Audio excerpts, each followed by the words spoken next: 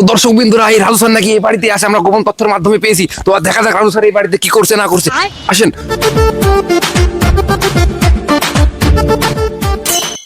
হ্যাঁ,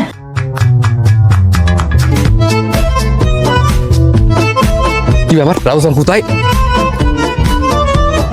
ভাই আপনি কি রাজু স্যারকে দেখেছেন এখানে ছিল আশপাশে?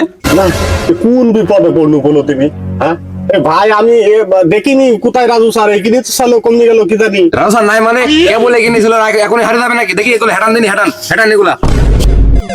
ওরে না, আমি কি মিথ্যে কথা বলছি নাকি? এই ডামটা মাথায় দিয়ে তুইছি, রোদ লাগবে বুঝলি, ডামটা মাথায় দিয়ে থুন। রোজ দি খালি আপনারই লাগছে নাকি? আমাদের লাগবে না? দেখি হেঁটান দিনই। তো যাক দর্শক বিন্দু, রাজু স্যারকে আমরা পেয়ে গেছি। তো রাজু স্যার, আপনি আমরা এতদিন আসলাম, আপনি মিথ্যা কথা কেন বললেন আমাদের যে আপনি এখানে নেই?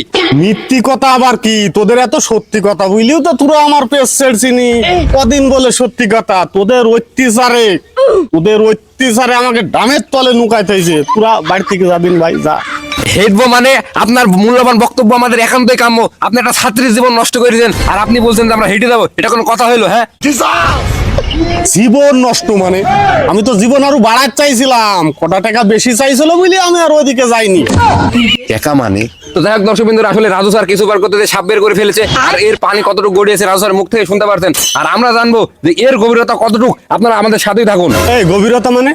এই গভীরতা কি? তোরা আমাকে নেট দুনিয়া দেখিস নি আমার কি অবস্থা?